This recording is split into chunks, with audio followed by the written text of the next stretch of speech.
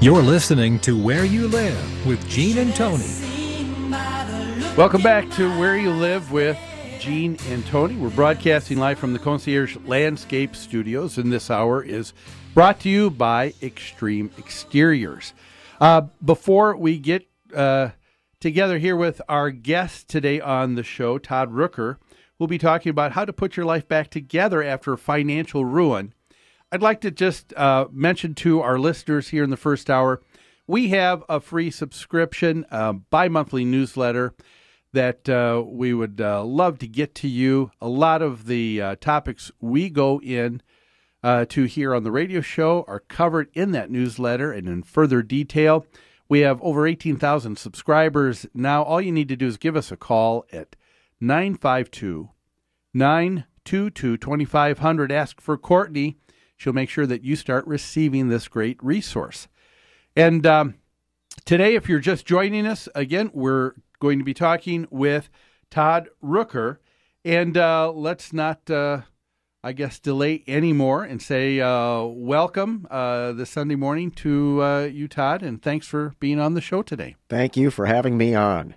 And Todd, tell our listeners a little bit about you've got several things going that are all related together. You have Alpha and Omega Financial Planning, Financial Crisis Recovery, Armor Financial Services. Tell us a little bit about who you are and what you do.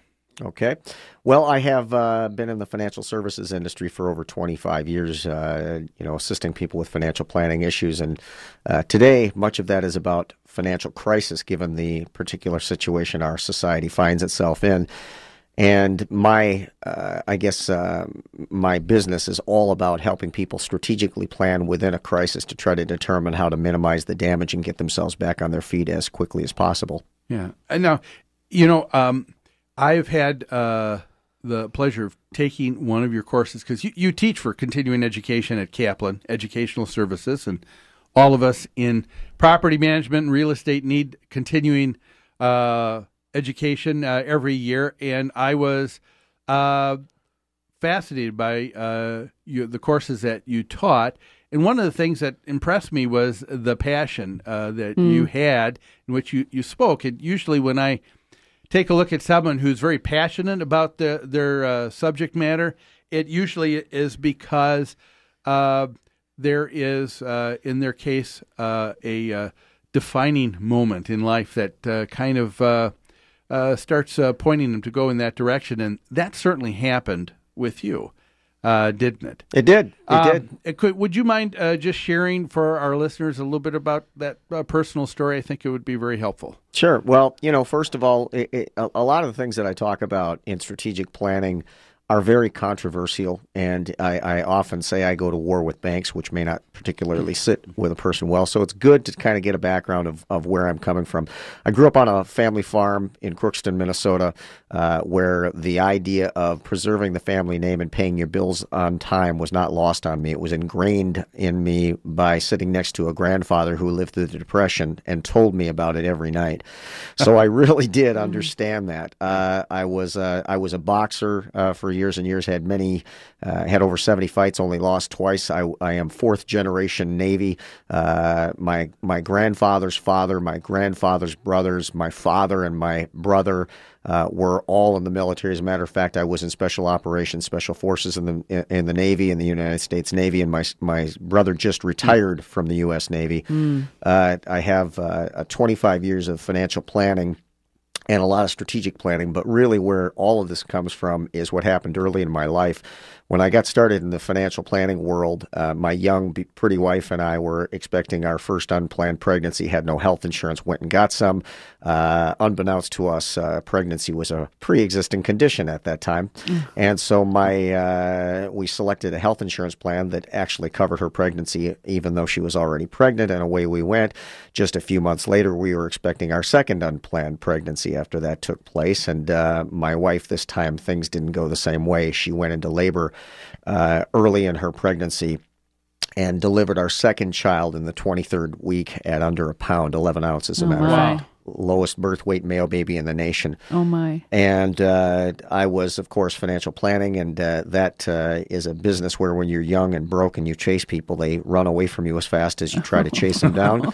So I was delivering pizzas on Selby and Hagen, St. Paul. I was installing windshields and doing all kinds of things, and essentially by the middle of the summer, my wife was told that she wouldn't live beyond the end of the month. She was 67 pounds from the radiation and chemotherapy. My little boy was suffering from a whole host of respiratory problems, and they sat us down as two young kids and said, your son is never going to survive, and even if he does, he'll never be a functioning human being. We think you should consider taking him off the respirator, and they had forms that they slid for us to do that.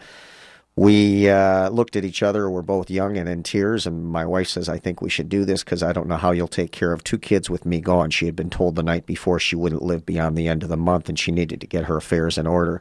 And this is incredible. I mean, because when you're that young, who ever thinks about planning with their life and thinking of those kind of issues? Well, you were at an age where most of us feel like we are invulnerable. And you were learning very hard lessons about how vulnerable we are. It's interesting because, you are invincible when you're young. And my wife and I at that moment, she was 23 and I was 27. And we had a room full of people telling us, that this was the right thing to do. Oh, and, there was the oncologist, the prenatal care unit, the hospital administrators, and, who are we to disagree? Well, I did disagree. I stood up and I said, there's no way that we're going to sign these forms and take our son off of the respirator, effectively allowing him to die. And so I'm now upstanding with tears running down my face. And they said, how do you plan to pay for this, Mr. Rooker? And I said, I don't understand. I have health insurance. And they said, well, apparently you're not aware, Mr. Rooker. You have a $500,000 cap on your health insurance. You currently have $620,000 in medical bills just at this facility alone. And those bills are escalating between your wife and son at a rate of nearly $20,000 a day. And at the time, I'm making $8.50 an hour. So, I said, nope. I'm not going to do it, but I certainly wasn't aware of that fact. So the next day they sat me down and had me sign off on an authorization that they could garnish my wages to continue care. And just to make a long story short, I spent the next 7 years of my life paying back what became more than $500,000 in medical bills above and beyond that $500,000 cap. And at one point, 68% of my wages were being garnished. But you paid that back. I did pay it all back. I mean, and to me, that's one of the things that I've got to give a lot of credit to you. That's right. I mean, so many people would try to just run away from that. But I mean, when you talk about your background, the values you have from your family instilling in you, I mean, there wasn't anything you were going to do but take care of your obligations, and you're to be commended for that. It also makes you so credible because I can relate to you. You're someone who has come from financial difficulty, and I mean, more than most of us have ever had to deal with in our entire lives. So I think that Todd gives you lots of credibility. One of my questions, when you started out, you described yourself as a financial advisor. Am I right? Correct. We're bombarded every day with companies, attorneys, collection agents, insurance salesmen, people who sell securities and mutual funds who tell us they're financial planners. How do you differ from them? Well, there's a huge distinction. When you think about financial planning, one of the things that is maybe most important that consumers know is that financial advisors per se are good folks who have a business that they're in. And like any business, everyone is somewhat slanted within the business that they're in. That isn't to say that they're doing anything improperly. But I think a lot of people believe that you go see a financial planner so that you can manage your money so at some point you actually have the money to invest, which isn't a bad thought process. However, financial advisors generally are making money through the movement of money, and they're there to manage assets. Managing day-by-day money, which is to say getting yourself in a position where you actually have the money in the first place to invest, is not something that they spend a lot of time doing. They want to meet with you at a point where you've actually got money maybe to roll a retirement account and to move into the next phase of planning in your life. But the day-by-day management of money, which is fundamentally the most important thing that a person can do and generally does not, often gets lost with a financial advisor. So what I do is to fundamentally help people manage their money and get themselves into a strong position. And I'm not the guy who's going to manage the money. I'm going to help them create the cash flow to have the money to work with so that they can go and see their financial advisor who will help them develop a risk tolerance and then begin to invest those dollars. Okay. Now, when you are dealing with folks, and you've been dealing with people who've been in hardships, almost solidly now for at least over a decade, right? Correct. Yeah. And I would be interested in just knowing from you, in your estimation, how prevalent do you believe our society is today in either being in financial ruin or at the precipice and just close to falling off? Well, the one thing I want to say is my experience helping people who are in a crisis actually goes back beyond that. When I started financial planning, it was at a time, if some of you are old enough to listening to this, remember, it was in the farm crisis. I went back to do financial planning with my clients, actually estate planning. And at the time, they were not interested in that. They were interested in, how do I go to battle with the guy who used to be my best friend, the banker, who has apparently become my worst enemy and now has my farm on the auction block. And back in the 70s, it was a lot of farmers were doing fine, and they were told, hey, you've got this equity that's tied up, right? And what you need is money, and look what you'll be able to do. And it was kind of precisely right. What happened is that the farmers sent their children to agricultural college, who taught them how to leverage the asset, which was the family farm that often was paid for free and clear in an effort to develop a so-called family farm. They leveraged themselves right out of business is what happened. Gosh. That's part of the message, though, that seems to come from people who want to be quick to let people know, you know what, you've got equity in this asset. And for folks who wasn't the family farm, but now they're home over the last few years because we're living in this real estate bubble. Prices are going up. People are saying, hey, look, I may have bought this home for $250, but it's now worth $325. And people would just go and say, I'm going to borrow against that, and thinking this is going to be easy. It's going to always go up. I'm going to be able to get out of it, take care of it, and I'm just dealing with free money. Yeah, well, it is an accurate portrayal. People do not manage money. Equity in a home has always been looked upon as a backup plan that enabled a person to overspend their income. They use home equity lines. They use a lot of things to overspend their incomes, but they console themselves by saying that they've never missed a payment in their lives, which, okay, that's great. You've never missed a single payment in your life, and to you that means that you've managed your money well. Well, I think that's delusional because, in fact, people have been overspending their incomes, and every time the credit becomes a bit unwieldy or uncomfortable for them, they simply go and refinance their home mortgage, take the high-interest credit card debt, roll it into a 4, 5, 6% loan. They can write off the interest, and here we go again, all over again. Yeah. So, people are in a financial crisis all the time. And the tipping point, as you described earlier, literally is only just a couple $100 that'll separate the difference between a person who will be able to fight their way through it and a person who's going to wind up filing bankruptcy.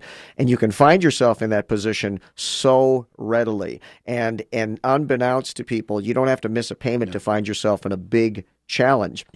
I have people all the time who will tell me they have available credit and it gets scaled back, and then all of a sudden they have nothing left with which to work.